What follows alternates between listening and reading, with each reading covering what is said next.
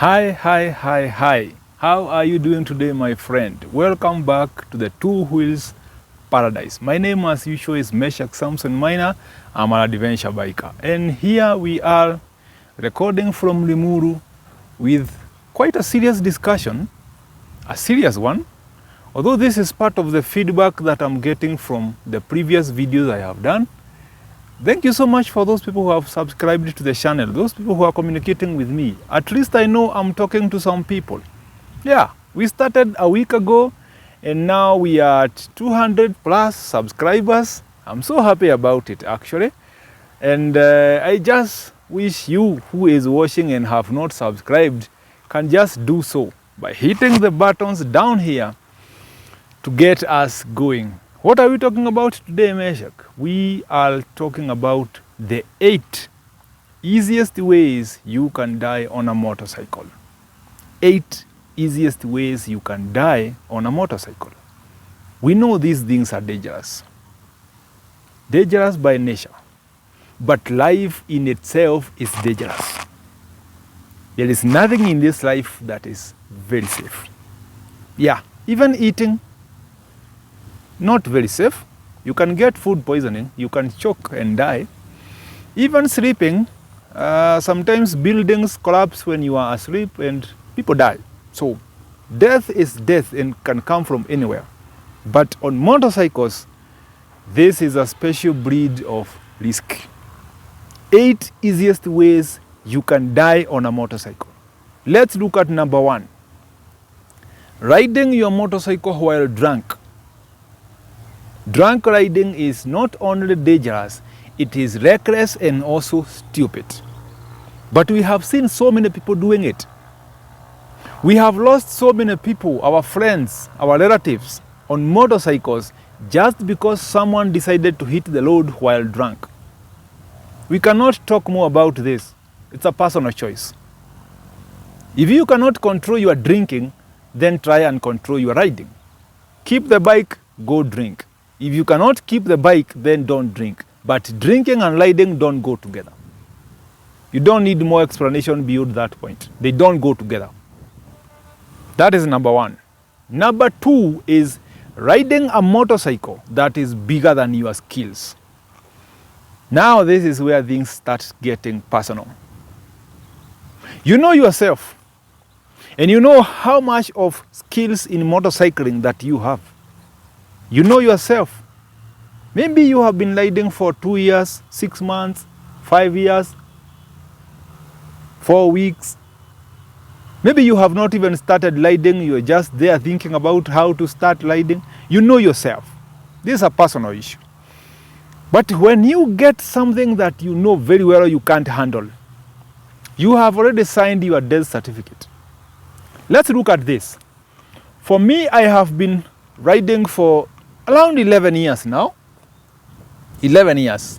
And in those 11 years, personally, I have owned 5 bikes. The Honda I'm riding today is the 5th bike in 11 years. 5th. I have done Ranger 150, I have done Kibo, I have done Charisma, I have done Beneris, I have done a lot of things. And now I'm on Honda, 400cc. But in those years, I have tried people's bikes. My friends have bikes, I have tried bikes here and there. And the biggest I have taken out for a ride is BMW RT 1100. You see those police escort bikes from the 80s, 90s coming? Yeah, the 1100, the bikes that were before the GS 1200. We had 1100. I have tested that bike and it's quite a bike. Yeah, it's quite a bike. You can really tell this bike is something else. It's big, it's heavy, it's powerful. Yeah, it's different. I have done a lot of enduro bikes, 650. I have done BMW 800 GS. I have done a lot of bikes. But I have never, get me right, I have never tested anything, super bike, 600, 750, 1000 cc. I have never tried. Never tried. So if today you come and tell me to test your bike, I'll tell you straight away, I don't have experience in super bikes. Get me right, I have no experience in super bikes. I'm an adventure guy. Talk about GS, I'll ride it. Talk about DR650s, I'll ride them. Honda Africa Twin 750, I have tested. I know how it feels. Yamaha Tenere 750, yes. I know how they feel. And I know I can handle them. I can handle them. But anything inline 4, 1000cc, I have never tried. So that one, I'm completely a beginner. Then there you are. You have 2 years or 1 year experience in riding a 150cc. Then you pick someone's bike, Jigsaw 750. What do you expect? That bike is having a capability of killing you in a matter of seconds. Let's get out of that. Something else that you need to check. Riding faster than everybody else on the highway. Riding faster than everybody else on the highway. This one is dangerous. Like today, we are recording on a Saturday. Everybody is out there going to the village, to some work, to some meeting, to some party. People are just driving on the highways here and there, but they are not doing it fast. They are not in a hurry to do anything because it's a Saturday. Maybe you get in a holiday, a Sunday. People are very slow. You look at the drivers and they are just cruising nicely, cruising nicely. They are not in a hurry. 70 kph, 80, 90 maximum. Nobody is going beyond 90 kilometers an hour. Then there you are with your 600 trying to do 185 in between them. This one is doing 65. Some Uber driver here is at 35 and looking at the phone. You see those things. Then there you are trying to do 180 kilometers an hour. I don't know what to tell you at this moment. Because even looking at this idea, it sounds stupid. It already sounds dangerous. Just by listening to it, sounds dangerous. Because you are trying to dodge someone who is 85, then another one is doing 90, another one is doing 70. You realize there is someone who is doing 65 kilometers an hour and they are in the lane where you have just shifted to. So now you have to dodge again to avoid hitting them from behind. This, you see, a lot of shenanigans that bikers do, a lot of shenanigans. This one is the next episode of 1,000 Ways to Die. Keep that in mind. Something else. Riding without proper gear, I don't even know why we need to discuss this, because we have emphasized this for so long. Riding without gears. Riding in slippers, rubber shoes and some Crocs. There you are in a t-shirt. Yeah, maybe some gloves, t-shirts, maybe a helmet or not even a helmet, maybe a baseball cap and just facing behind, some balaclava, some mask. You see, yeah, some funny things that we do as bikers.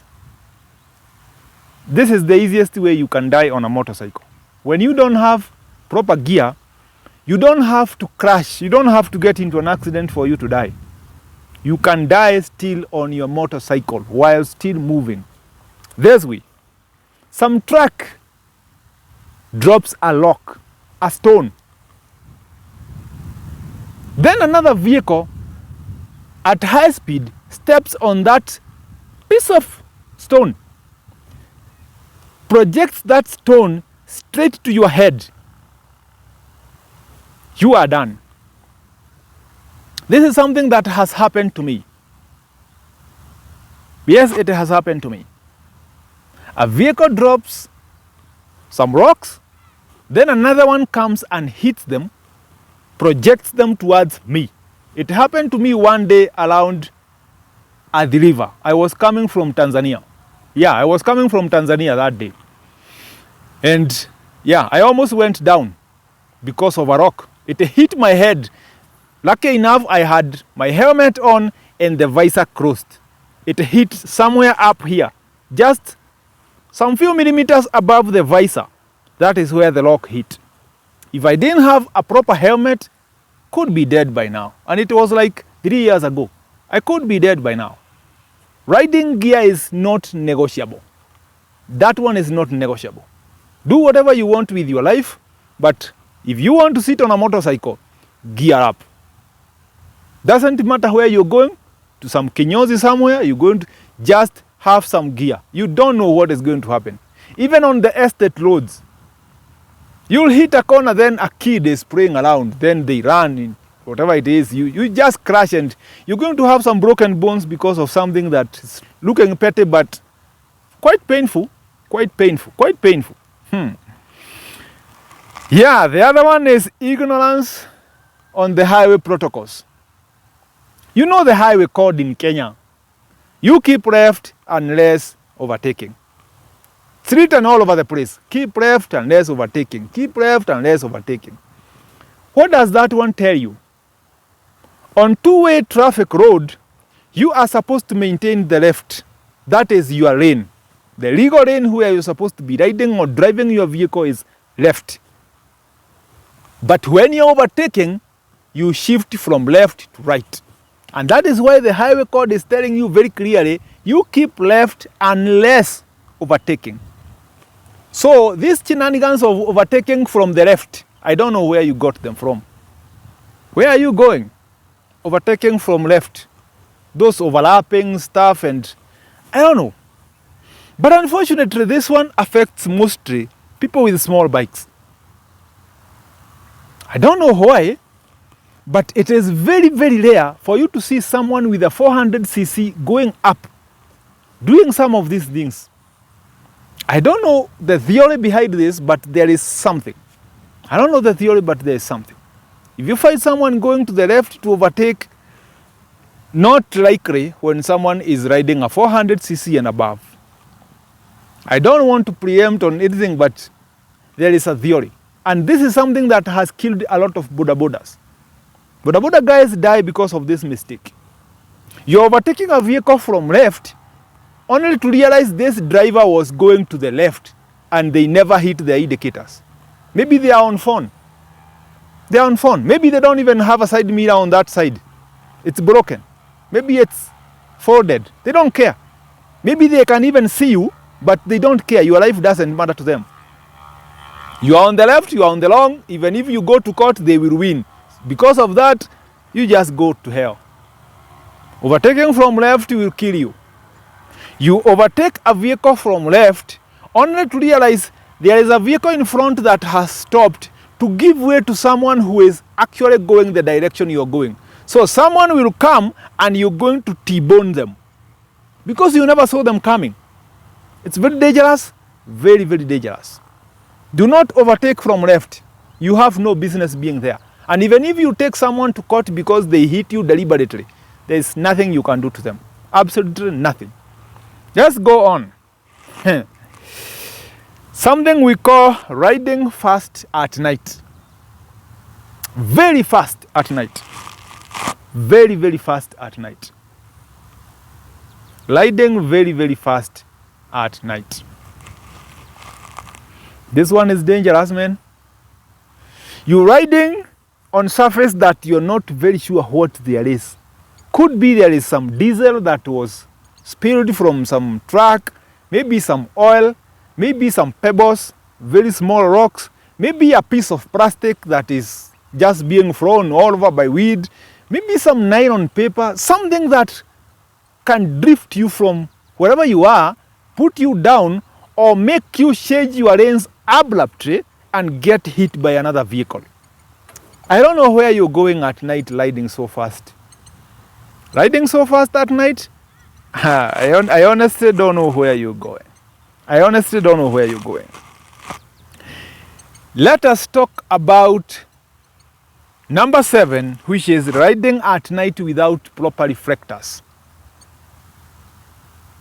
Yeah. You and your bike must reflect right. If at all you're going to be safe at night, you must reflect. I have talked about number plate in another video, why you need to maintain your number plate at the back, where it is supposed to be. Where it is supposed to be. You need to maintain your number plate where it is supposed to be. Because if you go to the NTSA system, They don't call it number plate. They call it reflective number plate. Reflective, don't omit that word, reflective. And if you look at number plates that we use in Kenya, all of them are reflective. Just use some light, even if it's your mobile phone, a flashlight. Murika that number plate somehow and you'll see it gives back light. It is for your safety. It is for your safety. It's not just there because it is supposed to identify you. It is also for your safety. That when someone is driving behind you, their headlights can tell them there is something that is reflecting light back. So there is a person driving or riding in front of me. It helps them keep distance. It helps them keep distance. So removing your number plate from the back is one of the mistakes you should never make as a motorcyclist. But now we have a clique of sport bikes. People who don't want to see that number plate actually around there. Some of you have actually omitted the number plate in totality. It's not even in the bike, somewhere at home. You don't want to have that number plate, maybe, I don't know. It's not fashion, it's not something nice, I don't know. But you're supposed to know that reflective number plate is put there to also save you from being hit from behind. Some drunk driver is not even sure what they are seeing. But if something is reflecting back, definitely they are going to take interest. And that one could be the only reason you are going to go back home that evening. You're supposed to have something reflective on you. A jacket, something. Like right now, I'm not wearing my usual green reflective jackets. But my bike is reflective. Top box has reflectors at the back. My number plate is there. I have tail lights. And look, something else. My helmet too has reflectors. These are not stock from the factory. I put them there myself so that when someone is driving behind me, they can see a lot of reflection, a lot of it, from the brake light, from the hazards, from the reflectors, from everything, from the number plate, everything. You'll never tell me you never saw me. That one, it's not going to be a discussion between me and you if you hit me from behind. Because my bike is reflective, I am reflective. The 8 easiest ways you can die on a motorcycle. Have you learned something? I hope so. Hit the subscribe button down here. And if you have something you want me to address next time, please communicate with me. Put it in the comments. You can even send me an SMS. My phone numbers are there. Thank you so much, and God bless you and keep you safe. Remember, your safety on a motorcycle is determined by what you do, not what other people do around you. Your response to what they do is what determines what will happen to you. So always be sober, always be safe. See you around.